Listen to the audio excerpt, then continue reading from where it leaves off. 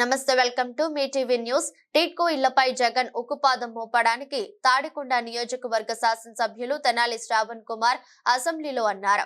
రాజధాని ప్రాంతంలో టీడీపీ ప్రభుత్వ హయాంలో 5024 టీడ్కో ఇళ్లు నిర్మించామని, అందులో తాడికొండ నియోజకవర్గంలో 3200 గృహాలు, మంగళగిరి నియోజకవర్గంలో 1824 గృహాలు నిర్మించామని, ప్రస్తుతం టీడ్కో గృహాల్లో నివసించడానికి సరైన వసతులు లేక లబ్ధిదారులు నివాసం ఉండడం లేదని తెలిపారు. వసతులు కల్పించి ఖాళీగా ఉన్న టిడ్కో గృహాలు లబ్ధిదారులకు ఇవ్వాలని తెనాలి శ్రావణ్ కుమార్ సంబంధిత మంత్రి వర్యులను కోరారు. ధన్యవాదాలు అధ్యక్ష. స్పీకర్ సార్, ఈ టిడ్కో హౌసెస్ చాలా ఇంపార్టెంట్ అంశం సార్. ఇది మా రాజధాని ప్రాంతంలో మంగళగిరి, తాడికొండ నియోజకవర్గాల పరిధిలో రాజధాని ప్రాంతంలో 5024 ఇళ్లు కట్టారు. అయితే చాలా ఇబ్బందికరమైన వాతావరణం టిడ్కో గృహాల్లో ఉంది. రాజకీయ పక్షాలన్నీ కలిసి ఆ రాజధాని ప్రాంతంలో మాకు గృహప్రవేశాలు చేయిస్తూ పోతే మేమే గృహప్రవేశాలు చేస్తామనే డిమాండ్ మేరకు ఇవ్వటానికి సంకల్పించారు. ఇచ్చినవన్నీ చూస్తే నా నియోజకవర్గంలో 3200, మంగళగిరి నియోజకవర్గంలో 1824, మొత్తం 5024లో ఇంకా కొన్ని ఖాళీలు ఉన్నాయి. వాటిని ఎప్పటిలోపు భర్తీ చేస్తారు. తర్వాత తీసుకున్న లోన్ విషయంలో ఎన్పిఏలు అవుతున్నాయి. అందరూ కూడా వాళ్ళు సగం మంది అందులో లేరు. ఉండకపోవడానికి కారణాలు ఏంటంటే ఇప్పుడు నా దగ్గర అనంతవరం, మందడం, తుళ్ళూరు, దొండపాడు, ఐనువోలు గ్రామాల్లో వాళ్ళు నివసించడానికి సరైన వసతులు లేవు. మొన్న వర్షం వచ్చింది, వరుసనే 4-5 రోజులు వర్షం వచ్చింది.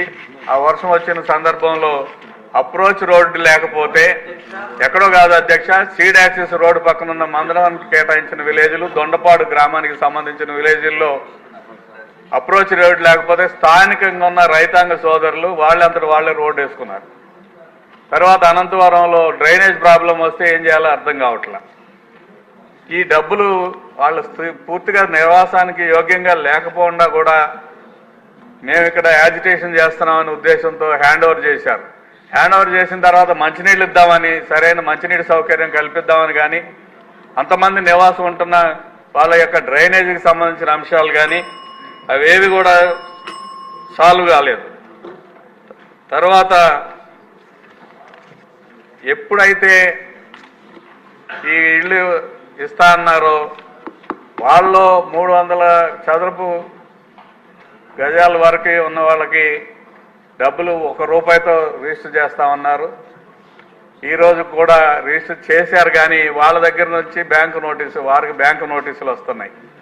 చాలా ఇబ్బందికరమైన వాతావరణం ఉంది.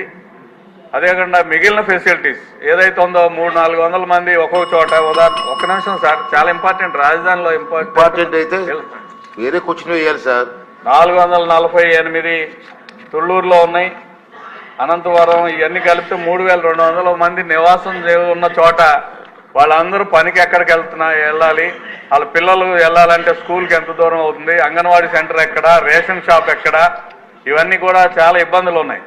ఎన్నికల్లో చాలా సార్లు మనం హామీ ఇచ్చాం, గతంలో ఇచ్చాం, వాళ్ళందరికీ కూడా ఉచితంగా రిజిస్ట్రేషన్ చేసి ఇస్తామని. ఆ హామీ అంతా ఎప్పటికి నెరవేరుస్తారు? అంగన్వాడీ సెంటర్లు ఎప్పుడు పెడతారు?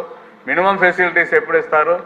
రేషన్ షాప్కి వెళ్ళి తెచ్చుకోవడానికి కానీ ఇతర సౌకర్యాలకు కానీ వాళ్ళు ఎంత దూరం వెళ్ళాలి? దొండపాడు ఇతర ప్రాంతాల్లో అయితే చుట్టుపక్కల అన్నీ కూడా ముళ్ళ చెట్లు మొలిచిపోయినాయి అధ్యక్ష. ఆ ముళ్ళ చెట్లు యుద్ధ ప్రాతిపదికగా తొలగించాలి. టిడ్కో ఇళ్ల యొక్క లబ్ధిదారుల యొక్క ఇబ్బందులని తొలగించి ఎప్పటిలోగా చేస్తారు రాజధాని ప్రాంతంలో. నేను తమ ద్వారా మంత్రివర్యులకు